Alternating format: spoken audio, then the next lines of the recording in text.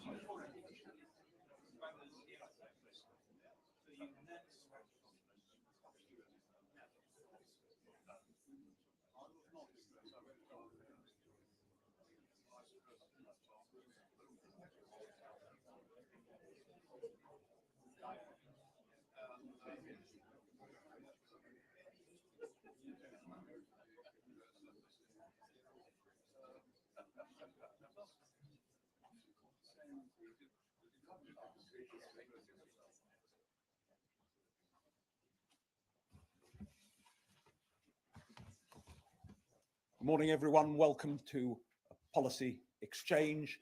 Particular pleasure to be able to welcome any Prime Minister, particularly this one, not least in the light of his long-time association with this think tank, long predating his election to Parliament in 2015, but also because, as many of you will know, his own work on undersea cables and other aspects of national security policy give a sense of the longevity and pedigree of his interest in the topic of threats to this United Kingdom, both at home and abroad. It's a particularly appropriate moment in time with the sharpening international climate and with the longevity of his own part in policy development in this terrain, both in and outside government. I know that he will be also delighted to answer questions afterwards, which he will be chairing himself. So please join me in welcoming the Prime Minister.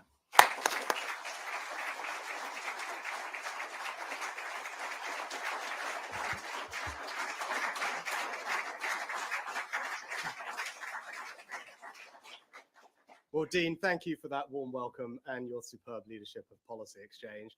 As you said, as a proud alumnus, I'm truly delighted to be back. Now, at some point in the second half of this year, we will all go to the polls and make a choice, not just about Conservatives versus Labour or Sunak versus Starmer. It will be a choice between the future and the past. Now, I remain confident that my party can prevail, not because of our record alone, but because we will be the only party really talking about the future, and not with vague, lofty platitudes, but with bold ideas and a clear plan that can change our society for the better and restore people's confidence and pride in our country. Now, I feel a profound sense of urgency because more will change in the next 5 years than in the last 30. I'm convinced that the next few years will be some of the most dangerous, yet the most transformational that our country has ever known.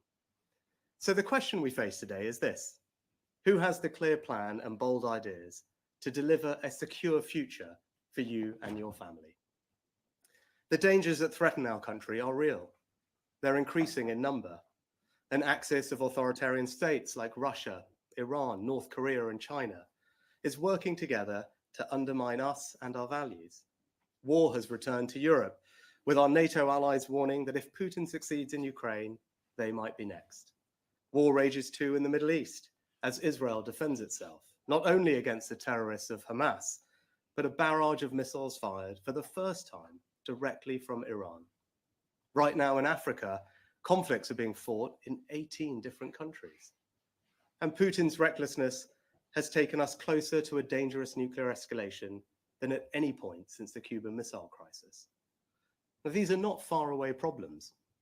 Iranian proxies are firing on British ships in the Red Sea, disrupting goods destined for our high street. Here at home, China has conducted cyber targeting of our democratically elected MPs. Russia has poisoned people with chemical weapons. And when Putin cut off the gas supplies, it had a devastating impact on people's lives and threatened our energy security. And in this world of greater conflict and danger, 100 million people are now displaced globally. Countries like Russia, are weaponizing immigration for their own ends, and criminal gangs keep finding new routes to across European borders. Illegal migration is placing an intolerable strain on our security and our sense of fairness. And unless we act now and act boldly, this problem is only going to grow. Extremists are also exploiting these global conflicts to divide us. People are abusing our liberal democratic values, the freedom of speech, right to protest, to intimidate, threaten, and assault others, to sing anti-Semitic chants on our streets and our university campuses, and to weaponize the evils of anti-Semitism or anti-Muslim hatred in a divisive, ideological attempt to set Britain against Britain. And from gender activists hijacking children's sex education to cancel culture, vocal and aggressive fringe groups are trying to impose their views on the rest of us. They're trying to make it morally unacceptable to believe something different and undermine people's confidence and pride in our own history and identity. Scottish nationalists are even trying to tear our United Kingdom apart. But for all the dangers ahead, few are felt more acutely than people's sense of financial insecurity. We've been pounded by a series of once-in-a-generation shocks, the worst international financial crisis since the Great Depression in the 1930s, the first global pandemic since the Spanish flu in 1918, the biggest energy shock since the 1970s. Global forces, yet they are hitting our living standards here at home. We must be prepared strategically, economically, with robust plans and greater national resilience to meet this time of instability with strength. And people's sense of insecurity is only heightened by the fears about new technologies like AI.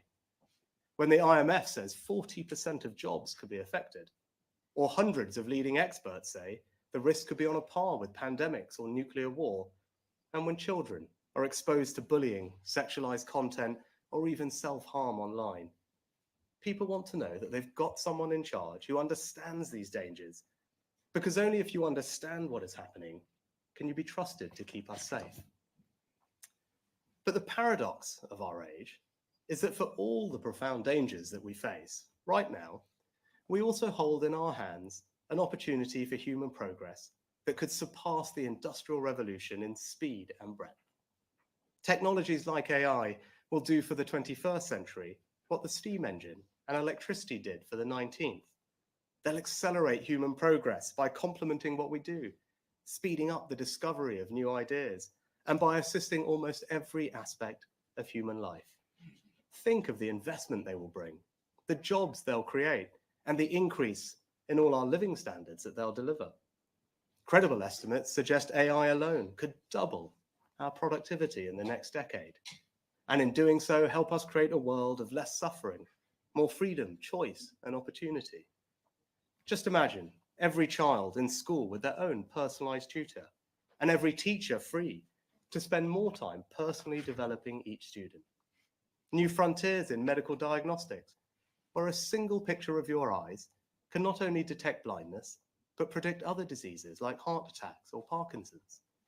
And counterintuitive as it may seem, throughout human history, the greatest breakthroughs of science and learning have so often come at the moments of greatest danger. The first electronic digital computers were developed by British codebreakers in the Second World War.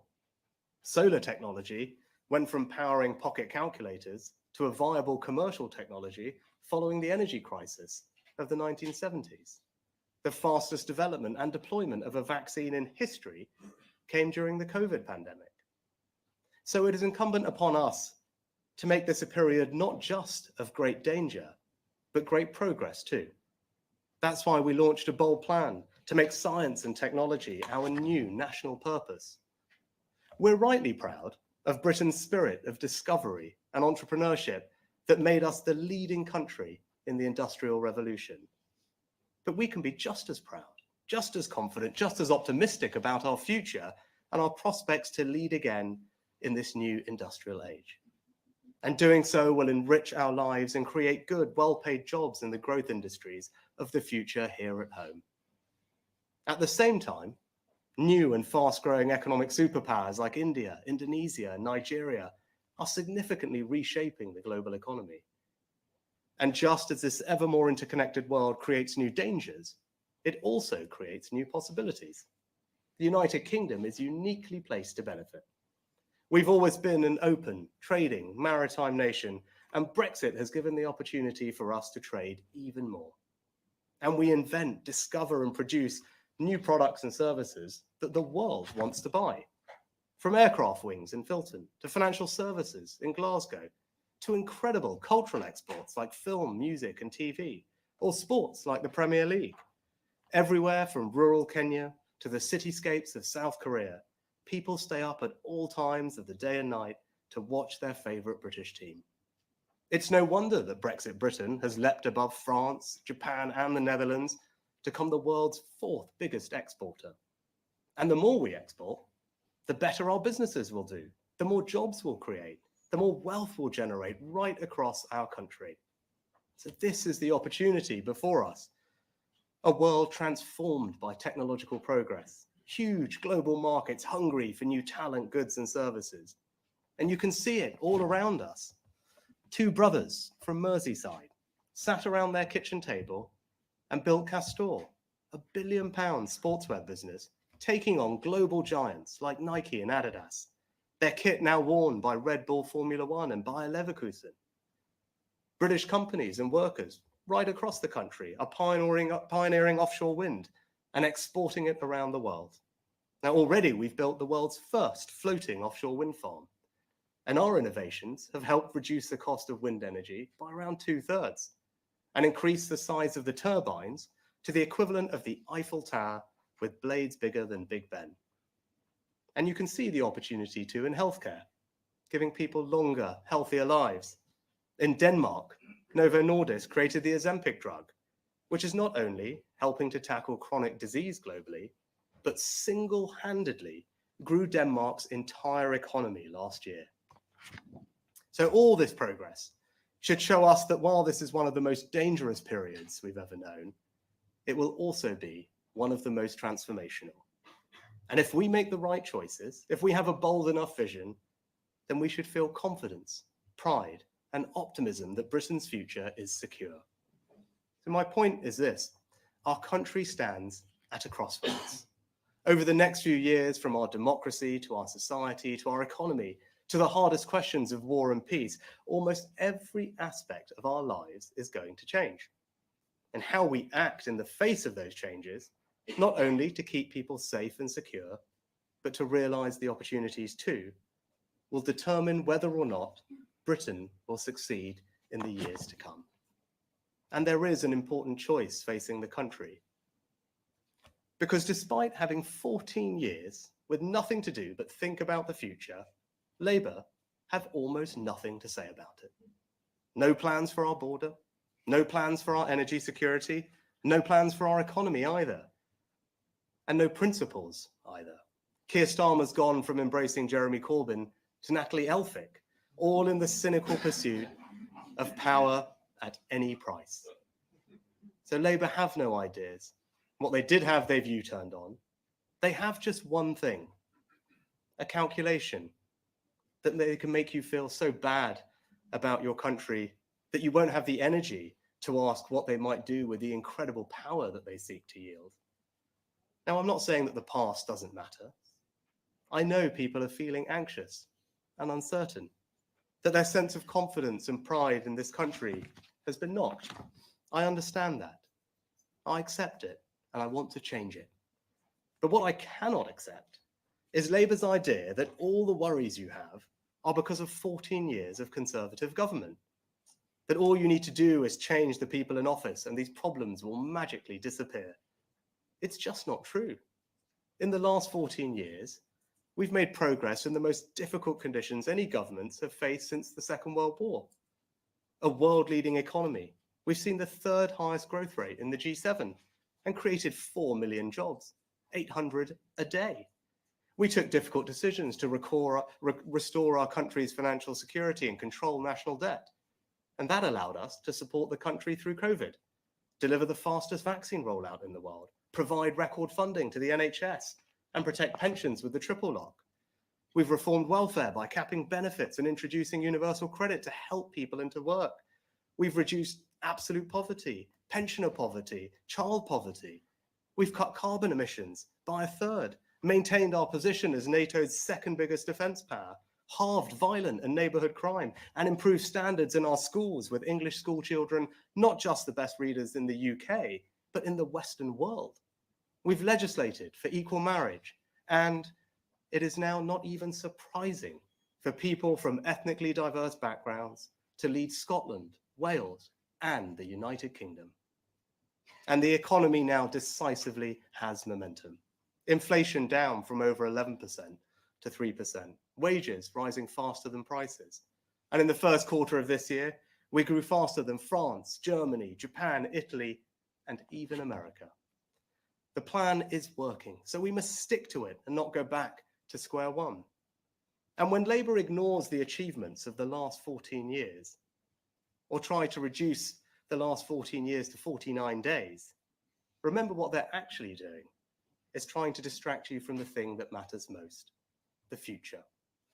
Now I'm clear-eyed enough to admit that yes, maybe they can depress their way to victory with all their talk of doom loops and gaslighting and scaremongering about pensions. But I don't think it will work. Because at heart, we're a nation of optimists. We're not blind to the challenges or threats that we face. We just have an innate belief that whatever they are, we can overcome them, as we have done so many times in our history, and create a secure future for you and your family. So let me tell you more about my vision for how I would lead this country through this time of danger and transformation. The highest priority of a Conservative government is to keep our country safe. We've proudly taken the generational decision to increase defence spending to a new baseline of 2.5% of GDP by 2030. Yet Labour have refused to match our pledge. Keir Starmer supported a former Labour leader who wanted to abolish the army and withdraw from NATO. And Labour's current deputy leader, shadow foreign secretary, and many others voted against our nuclear deterrent, the ultimate guarantor of our security. Now, Labour want to pretend that this is all history, ancient history, but it's not, and it should worry us.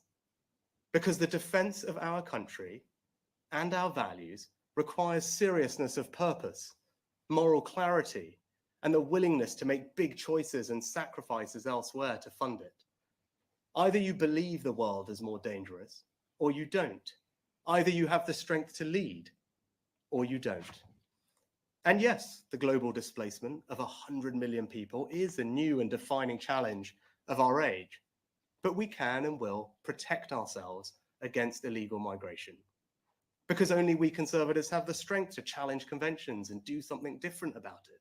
Tinkering just won't work. That's why we're pioneering the Rwanda scheme.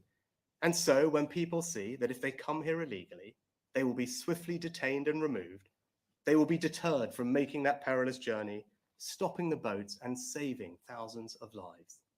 Now, I know that our international frameworks are outdated, so there may be flashpoints ahead with the ECHR.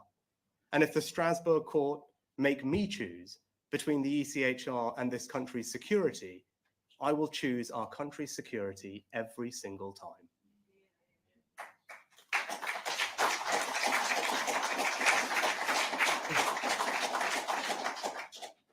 And nor will I ever compromise on defending our values, our history, our way of life against those who seek to undermine them.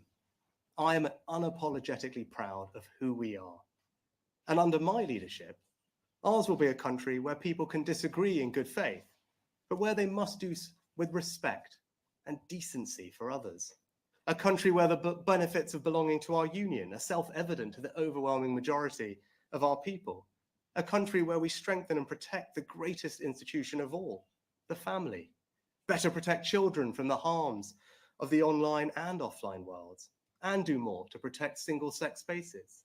A country where we celebrate the small acts of kindness that bind our society together, and where we actively work to rebuild the civic involvement and pride that have always formed part of our distinctive national culture. A country where we honour those prepared to pay the highest price for our freedoms as we make the best place in the world to be a veteran here at home. And a country where we properly respect the older generation. They've contributed all their lives. So whatever the triple lock costs, it's morally right to give older people dignity and comfort in retirement. But as well as strengthening our national security and restoring pride in our national culture, we'll also protect you from the dangers of a more unstable world by giving you greater peace of mind over your financial security. And people have been struggling to make ends meet. I know that. In the last few years, you've seen rising energy bills, mortgage rates, the cost of the weekly shop. And I hope I've shown that through my time in office, that from furlough to support with your energy bills, the government I lead will always be there for you. But that's only possible if we take the tough decisions to strengthen the country's finances and control debt. And you can trust me to do that. When I stood for the leadership of my party and my opponent's policies imperiled our financial strength, I was sooner prepared to lose than abandon what I believe so deeply is right for our country. I feel the same conviction about net zero. In a more unstable world where dictators like Putin have held us to ransom over energy prices, I reject the ideological zeal of those who want us to adopt policies that go further, faster than any other country, no matter what the cost or disruption to people's lives. That's exactly Labour's approach. They act like a pressure group, not a would-be government. And the Conservatives will govern in the national interest, leading us to net zero in a serious, hard-headed way that prioritises our nation's energy security and the financial security of hard-working families. Now, but even as we strengthen our security and our sense of pride and confidence in ourselves, I also feel a sense of urgency about readying our country to succeed in a world transformed. And that starts by giving all our young people, wherever they live, whatever their background, the skills and the knowledge to succeed. Building on the success of the last 14 years, we will create a truly world-class education system. The Advanced British Standard is the most far-reaching reform to education for 16 to 18-year-olds in a generation. We're tearing down the artificial barriers between technical and academic education, increasing children's time in the classroom, studying a greater breadth of subjects to match our competitors, and unapologetically saying that every single child must leave school not just literate, but numerate as well. Now, I know that this will not win universal acclaim, but maths will be fundamental to our children's life chances in this new technological age. And it is our duty to give them those skills. And more, we'll end rip-off degrees and massively expand the number of apprenticeships, because a degree is not the only path to success in the modern economy. And we'll make sure that everyone has the funding they need to retrain or learn new skills at any point in their lives, because in the future, education won't stop when you walk out of the school gates. But for Britain to finish first in today's world, we don't just need the skills to succeed. We need to create a dynamic, innovative economy fueled by technological progress, so we lead in the industries of the future and help you and your family become wealthier and more economically secure. And the government I lead is creating the conditions for a new British dynamism by investing in the new infrastructure of the future, not just roads, railways, and buses, but gigabit broadband, research and development, computing power, by helping to create hundreds of thousands of good, secure, well-paid, highly skilled jobs that will level up opportunity right across the country. And yes, by taking the necessary decisions to build the right homes in the right places to support those jobs. But true British dynamism won't come from the state alone. It will come from you. It will come from the ingenuity and creativity of the British people, given the support, the opportunities, and the rewards to have, pursue, and realize big ambitions. If you have a brilliant idea, I want you to build it. If you're passionate about solving a problem, I want you to pursue it. And if you simply want to set up on your own, I want you to get out there and do it. Because you won't find the future written in a slide deck in a Whitehall Quango. You'll find it out there in our country. And so the government I lead will create the conditions for people themselves to try, to build, to invent, Yes, sometimes to fail, but more often to succeed.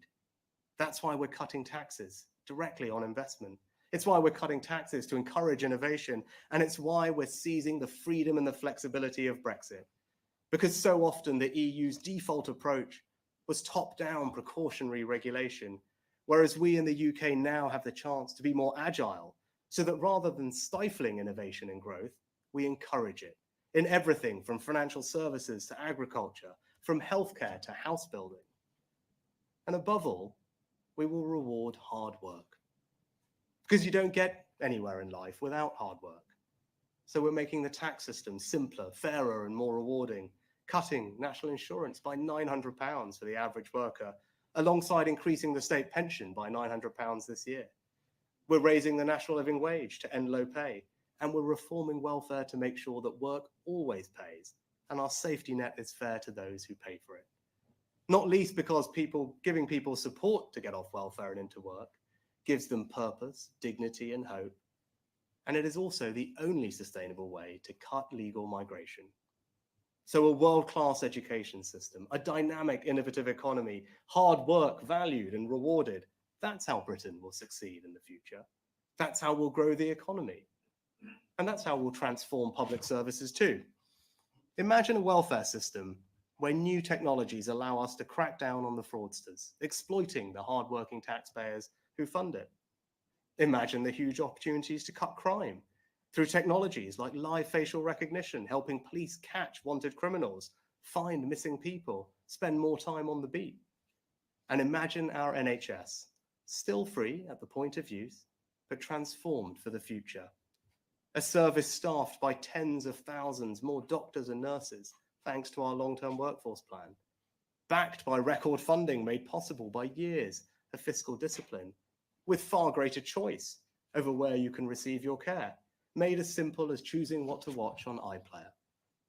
And I believe there will be no more powerful example of what all the forces of British dynamism, innovation, scientific discovery, and technological progress can achieve than this: to address finally the fear of one word that still lurks in the back of everyone's minds, that touches almost every family in the country, and that envelops our whole world if we or a loved one hear it: cancer.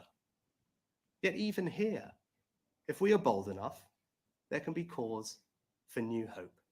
We already know that we can prevent most lung cancers, the UK's leading cause of cancer deaths, by stopping smoking. That's why I took the important decision to create a smoke-free generation. And with huge breakthroughs in early diagnosis and new treatments like the mRNA vaccine for skin cancer, I believe we can be just as bold and ambitious in improving rates of cancer survival.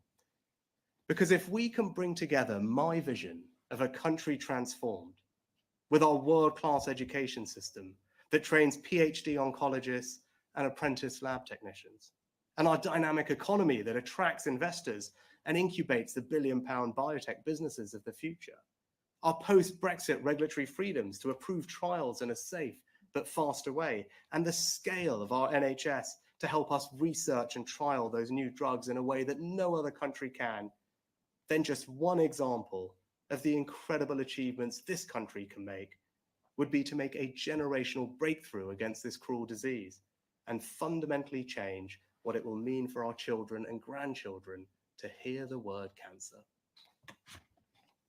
So today, I've set out my vision for how Britain can succeed in one of the most dangerous yet transformational eras we've ever known. The values that lie behind that vision are a new patriotism, a confidence in ourselves and in all that we can achieve. I refuse to accept the doomsterism and the cynical narrative of decline that my opponents hope will depress people into voting for them. And I reject those who insidiously question our history and our identity. I believe in that innate confidence in ourselves that has always run through our island story. And just as we're proud of all that we created, invented, and discovered in our past, so we can be confident and optimistic about what we will achieve in our future.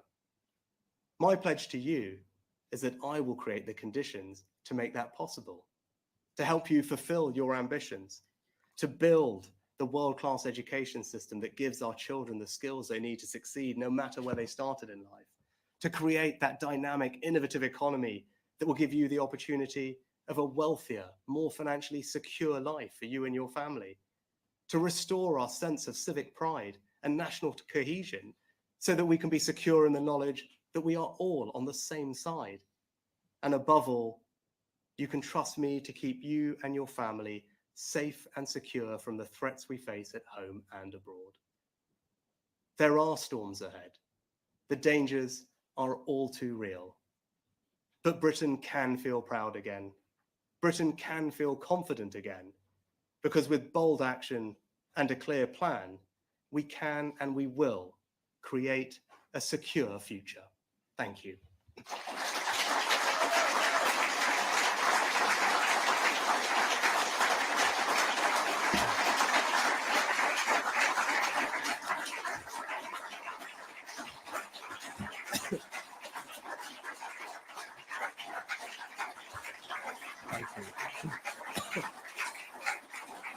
Thank you.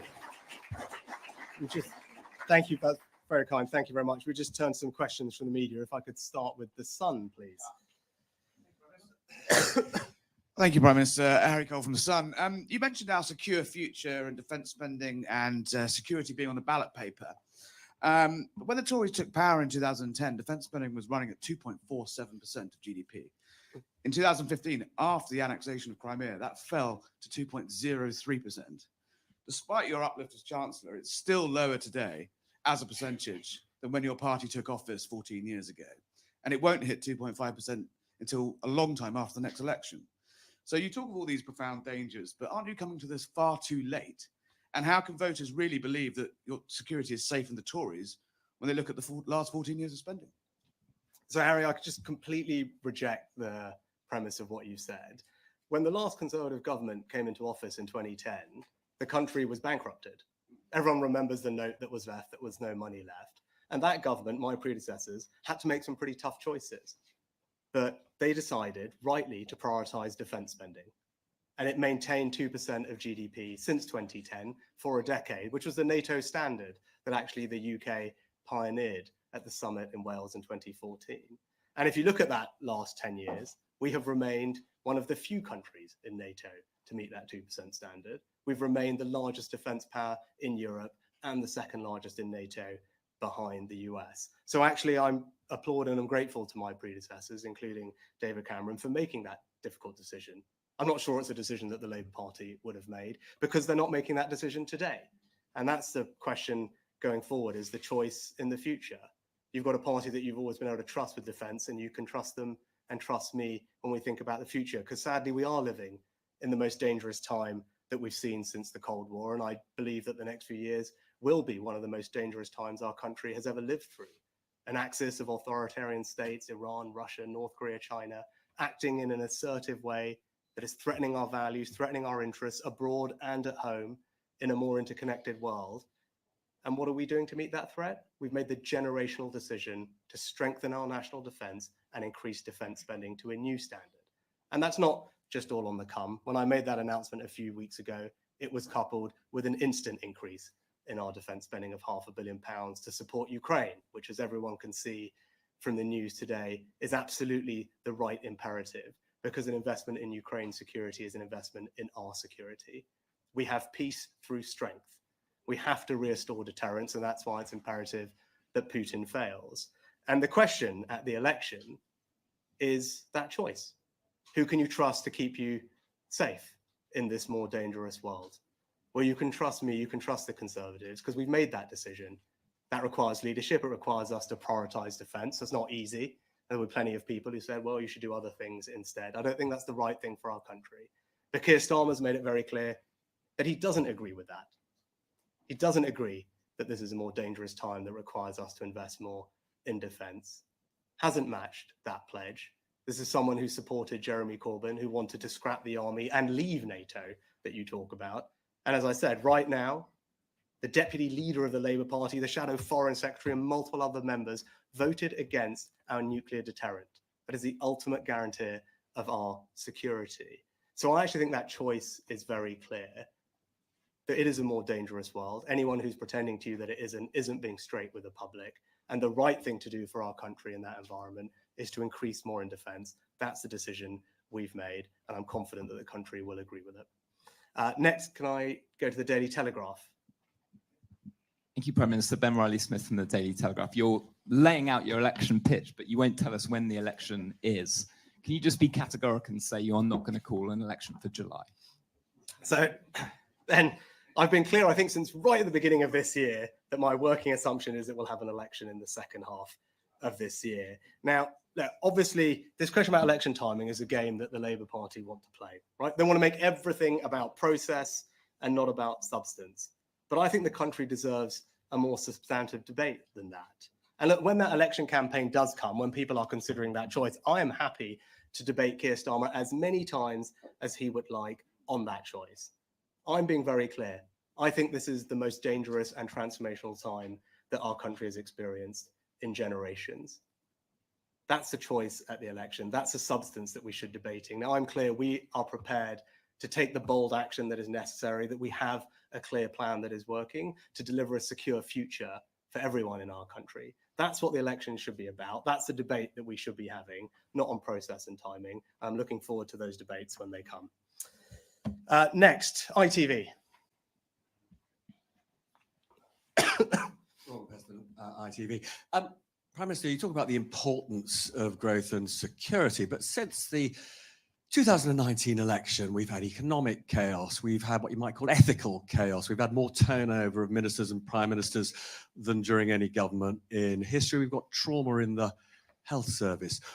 Why on earth shouldn't voters look at the recent past as a guide to the future under a Tory government? And just separately, a number of your Tory colleagues have said to me that it's good riddance to Natalie Elphicke. Do you agree with them?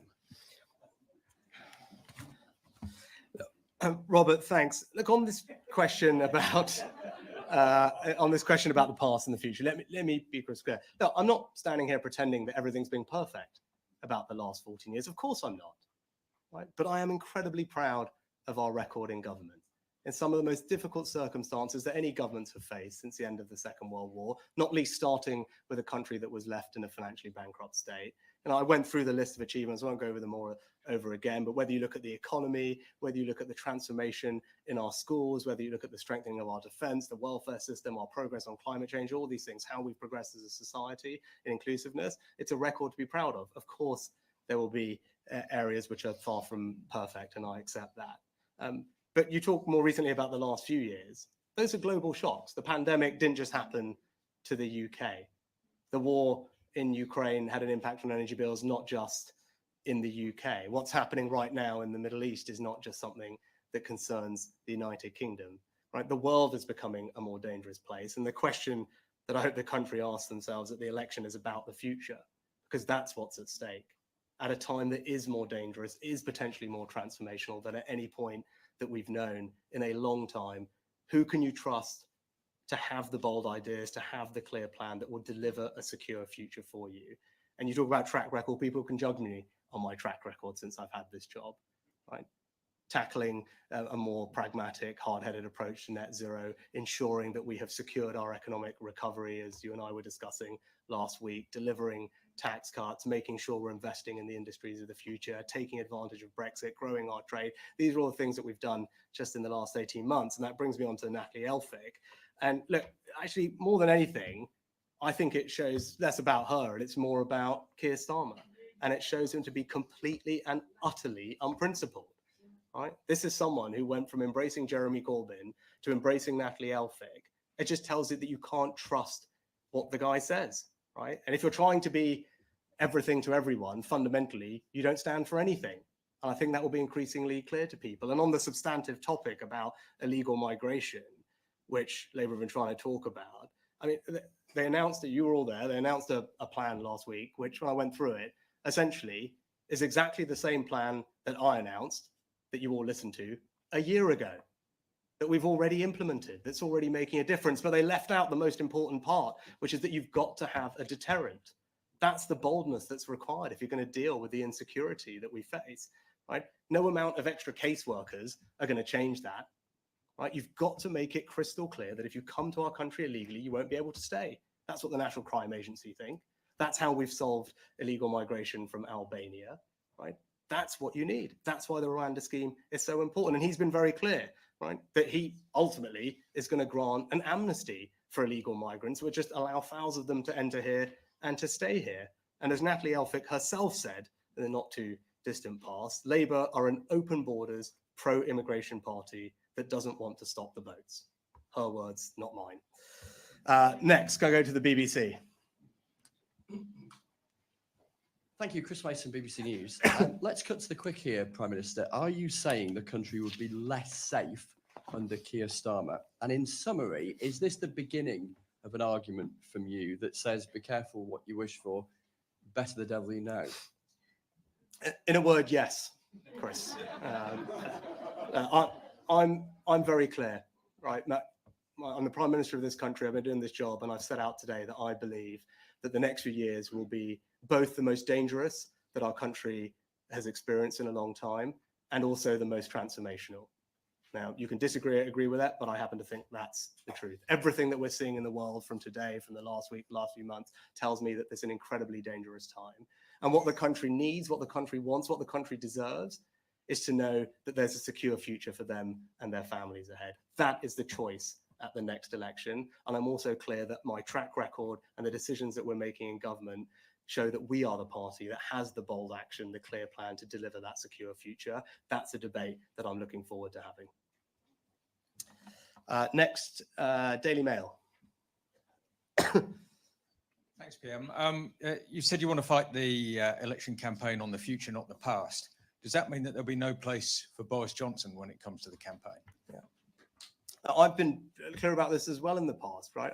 I want every Conservative who shares the vision that I do to be part of that campaign, to fight for the things that we believe in. Now, ultimately, look, of course, the Conservative family is a broad church, but we're united by a set of values. And that set of values that I talked about earlier on are founded in innate optimism about our country and what it can achieve, an intrinsic sense of pride in our history and our identity, and a knowledge that actually progress comes from people, not from the state. And that's about creating the dynamic, innovative economy I talked about, seizing the opportunities of Brexit, recapturing what we had. We led the world in the Industrial Revolution. Right? That's what we did in this country. That was the most extraordinary time of change and progress for humanity and for British people. We led that. And I see no reason why we can't lead again in the future. And that vision that I pointed out and outlined of a more secure future for families, where we can have confidence in our strength, where we're protecting people from the threats we face, when we're securing our borders, we have a pragmatic approach to net zero that's serious, that's hard-headed, that makes sure that we give everyone in our country financial security. That is a Conservative message that I'm confident everyone can get behind. And the choice of the next election is not between this Conservative and that Conservative. The choice of the next election is between me and Keir Starmer. It's between the Conservatives and Labour, but crucially, it's about the future versus the past. And we are the only party that is talking properly about the future as a plan to deliver a secure future for our country. Next, LBC. Hi, Natasha from LBC. Just to follow up on Chris's question. So are you saying today that you think that Keir Starmer would make this country more unsafe? And on Ukraine, it was reported over the weekend that David Cameron persuaded Donald Trump to back more funding for Ukraine on the premise he could secure a peace deal. Can you assure us that the West is not about to force Ukraine into taking a peace deal? Thank you. Yeah. No, I believe that we will keep this country safe, and Keir Starmer's actions demonstrate that he won't be able to do that. I believe this is the most dangerous time that we've faced for generations. That's why we've made the decision to increase defence spending to 2.5%. That's not an easy decision. Right? That is a decision that we've made. That's a choice that we've made. That's a priority that we think is right for the country. Keir Starmer and the Labour Party have been crystal clear that they don't believe in that. They will not match that choice.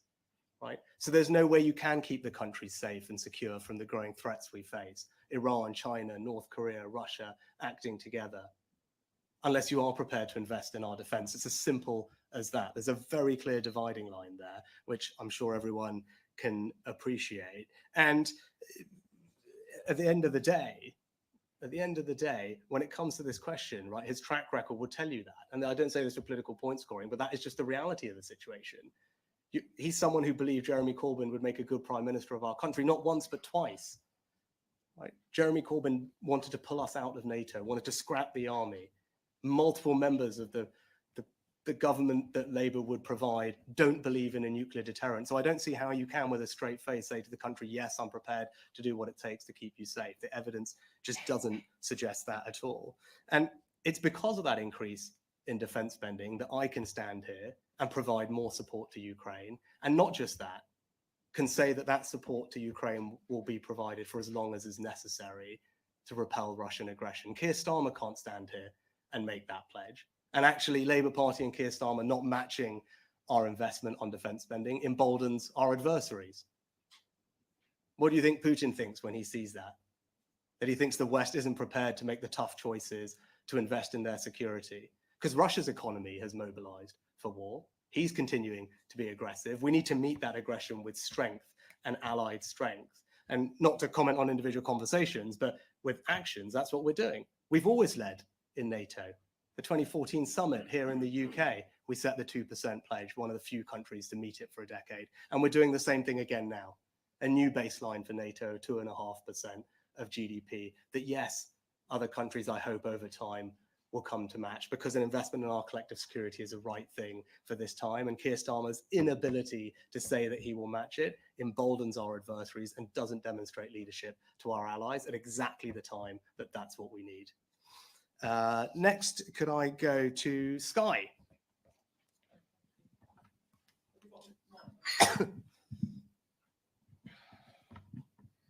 Prime Minister, thank you.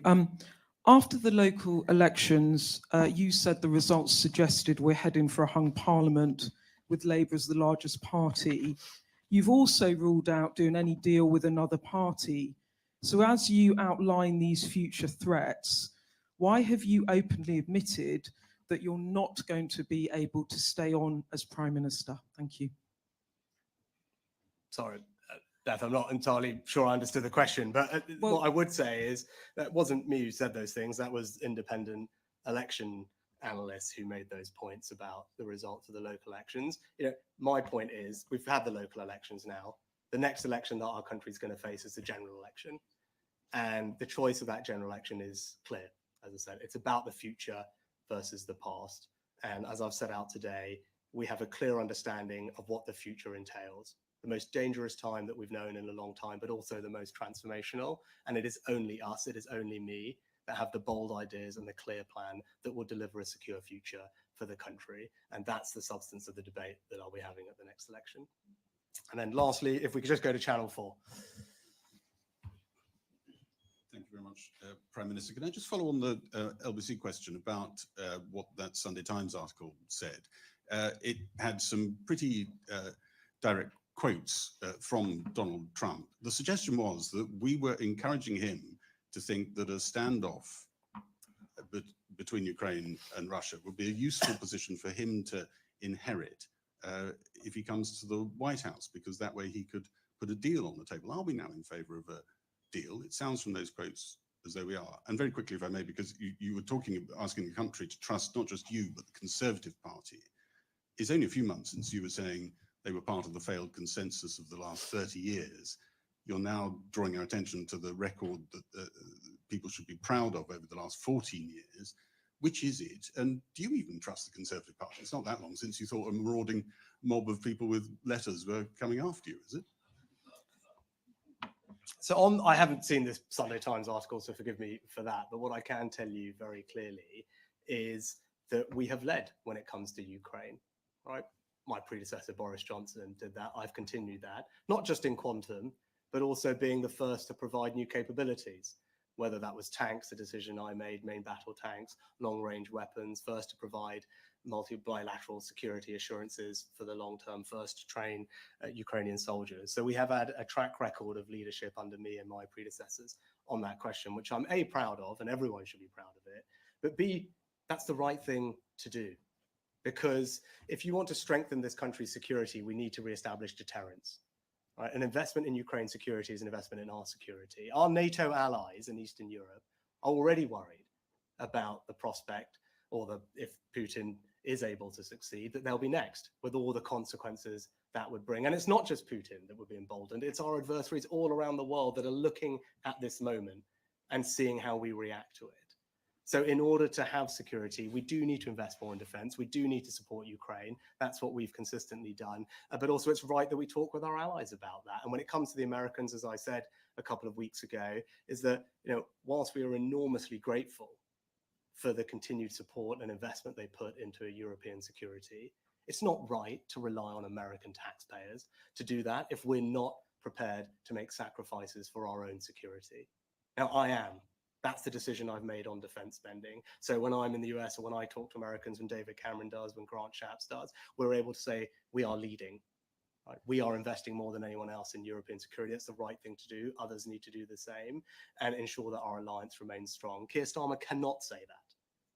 He cannot say to our American allies or to others that we are leading, that we are investing more in our own security. And that's a clear contrast. And look, on your last question, as I've talked about it previously, I'll just end on the same point. Right? I'm not for 1 second pretending everything about the last 14 years is perfect. Of course not.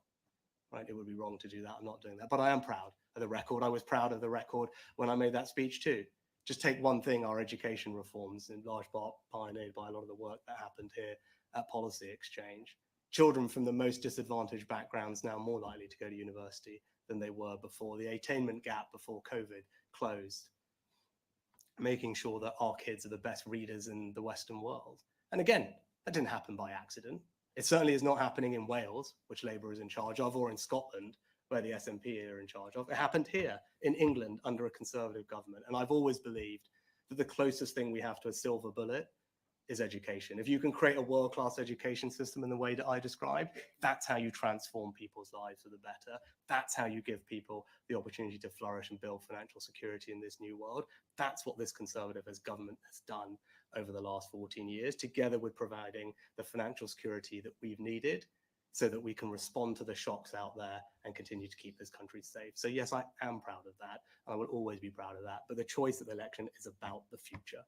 In a more dangerous time, who can you trust to keep you safe? And it is only the Conservatives that have the bold actions required, the clear plan required to keep this country safe and give our families a secure future. Thank you very much.